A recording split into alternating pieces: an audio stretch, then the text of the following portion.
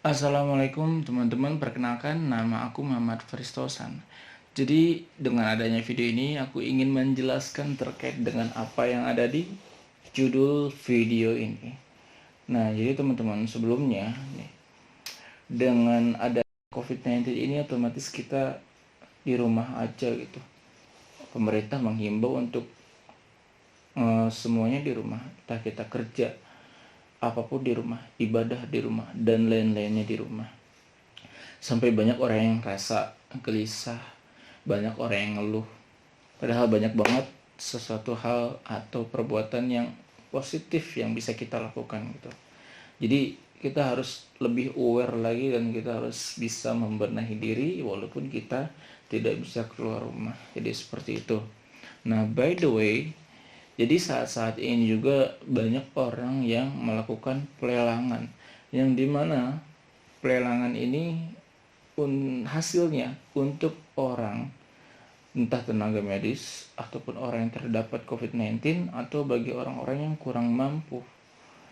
Ini dari pelelangan, dan banyak banget orang yang sekarang melelang, entah dari tokoh masyarakat ataupun ya masyarakat biasa gitu ya. Jadi seperti itu. Nah, jadi aku ingin menjelaskan terkait dengan lelangnya. Jadi apa itu lelang itu? Kita tahu, banyak yang tahu sebetulnya lelang itu seperti ini, seperti ini, seperti ini. Nah, jadi jika kalian mau tahu, lelang ini ada unsur-unsurnya, ada asas-asasnya, ada jenis-jenis lelang, dan ada prosedur-prosedur lelang. Bahkan masih banyak hal terkait dengan lelang, masih luas. Jika aku jelasin semuanya terkait dengan lelang di sini, bakal panjang banget. Kalian juga bakal bosan ngeliat videonya, dan aku aja kayaknya nggak sanggup gitu. Nah, jadi gini teman-teman. Jadi apa itu lelang? Jadi lelang ini adalah penjualan barang yang sifatnya terbuka untuk umum, yang penawarannya itu baik secara lisan ataupun secara tertulis. Nah, dengan ini pelelangan ini penawarannya semakin meningkat hingga mencapai nilai yang tertinggi. Dan pelelangan itu didahulukan dengan pengumuman lelang. Jadi sebelum lelang dilaksanakan harus ada pengumuman lelang dulu. Nah, aku ingin memberikan unsur-unsur lelang. Nah, unsur-unsur lelang ini ada 6. Yang pertama, pelaksanaan lelang itu harus pada suatu saat dan tempat yang telah ditentukan. Yang kedua, pelaksanaan lelang itu harus terlebih dahulu diumumkan atau diiklankan. Sekarang kan banyak di media sosial, entah di Instagram dan lain, atau di website tuh banyak sekarang tentang pelelangan, dan bahkan ada aplikasinya, itu banyak banget. Lalu yang ketiga, dalam pelaksanaan lelang ini harus mempunyai sifat kompetitif atau penawaran dalam pembentukan khusus yang harga secara khusus. Itu ya baik secara lisan dan baik secara tertulis, dan intinya harus mempunyai sifat kompetitif yang mempunyai nilai persaingan. Nah, lalu yang keempat, barang siapa yang menawarkan nilai yang tertinggi, maka dia sebagai pemenang lelang tersebut. Itu unsur-unsur yang keempat.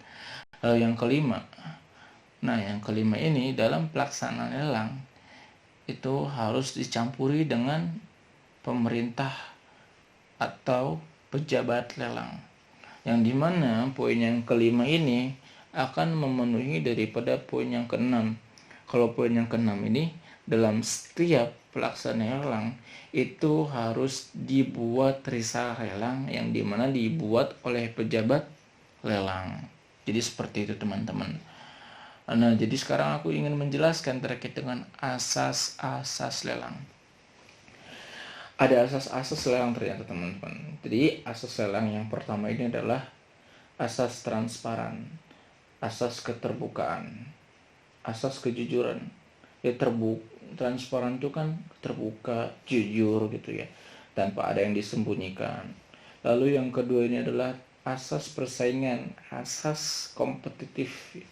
Dia yang mempunyai nilai persaingan seperti nilai harga yang semakin tinggi, semakin meningkat, bahkan sampai nilai yang paling tertinggi.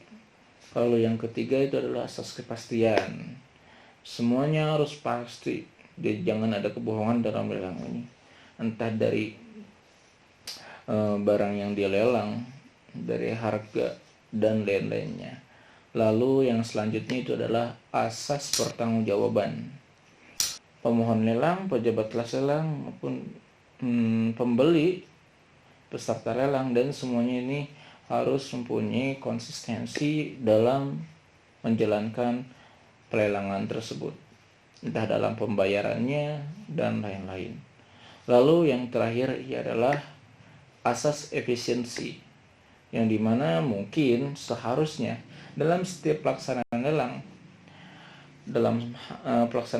semakin harinya itu di setiap pelaksanaan lelang itu harus lebih baik lagi, lebih cermat lagi, dan lebih cerdas lagi dalam pelaksanaan lelang itu daripada asas-asas lelang.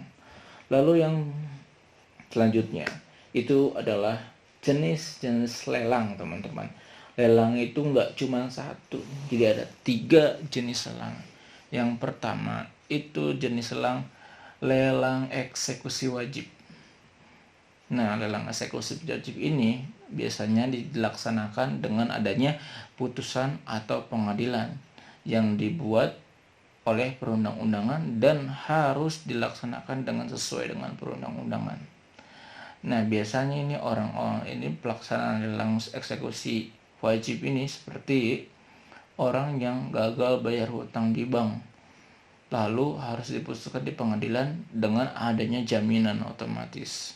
Ya kan, setiap kita pinjam uang di bank itu ada jaminannya itu. Pokoknya seperti itu. Lalu yang kedua ada lelang non eksekusi wajib. Nah, lelang non eksekusi wajib ini adalah penjualan barang yang dimana penjualan barangnya itu harus dengan sesuai perundang-undangan yang telah ditetapkan. Seperti misalkan nih, ada bank ini mempunyai bangku, meja, properti lah, intinya propertinya. Ini propertinya ini mempunyai durasi, misalkan setiap 5 tahun harus diganti dengan yang baru. Nah, otomatis yang lama dikemanakan? Nah, yang lama ini dilelang dengan intinya sesuai dengan perundang-undangan yang ditetapkan oleh pemerintah. Nah, lalu yang terakhir ini adalah yang ketiga, lelang non eksekusi sukarela. Jadi lelang ini biasanya pihak-pihak swasta atau individu mungkin yang sekarang dilakukan oleh orang-orang untuk berdonasi.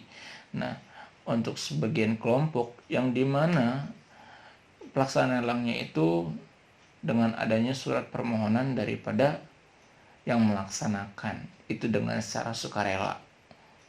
Jadi seperti itu daripada jenis-jenis lelang. Lalu aku mau menjelaskan yang terakhir.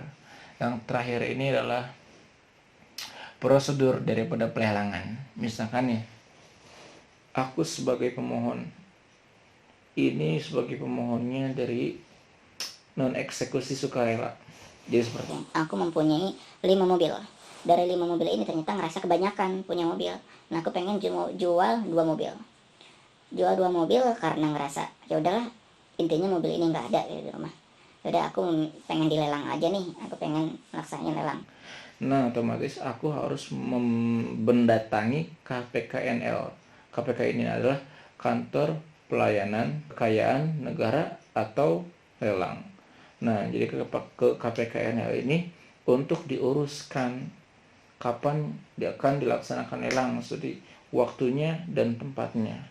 Nah, setelah itu baru diumumkan. Setelah diumumkan, nah baru peserta lelang ini mengajukan kehadirannya dalam lelang itu kepada bank persepsi. Bank persepsi itu adalah bank yang ditunjuk oleh Badan Usaha Negara. Jadi yang dimana ditunjuk oleh Menteri Keuangan. Lalu setelah itu baru pelaksanaan lelang. Nah, dalam pelaksanaan lelang ini ya seperti itu. apa yang telah tadi dijelaskan, unsur-unsurnya, asas-asasnya, dan pengertiannya, seperti itu. Setelah lelang, otomatis kan yang mendapatkan itu orang yang mendapatkan tawaran tertinggi, nilai yang tinggi. Nah, setelah itu yang mendapatkan nilai tertinggi itu membayar pelunasan barang tersebut ke bea lelang. Nah, bea lelangnya itu setelah itu uangnya diberikan atau dilanjutkan kepada kas negara. Itu dari profit bea lelangnya. Nah, setelah itu bea lelang memberikan surat kepada KPKNL dan diberikan kepada pemohon, yaitu aku, yang dimana untuk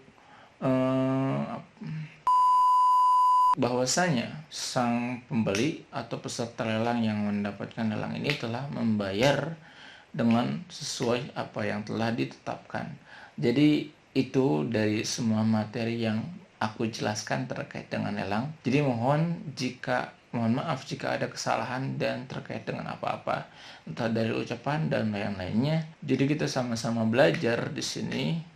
Oke, jadi teman-teman, makasih buat teman-teman yang udah nonton semuanya dan udah like, udah komen. Terima kasih banget untuk video kali ini. Dan jadi di video ini sampai sini saja. Wassalamualaikum warahmatullahi wabarakatuh.